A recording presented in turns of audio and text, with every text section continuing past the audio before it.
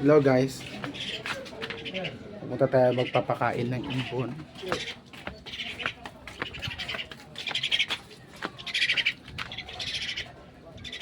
Sila oh. Bubuksan. Palabasin natin sila. Okay. Ibon lang.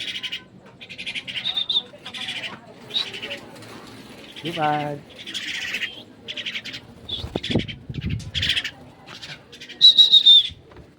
Ayan mga ibon ko.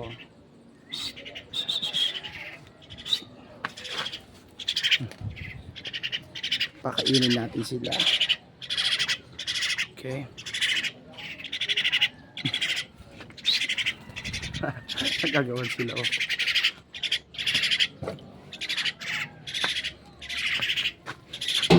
Okay.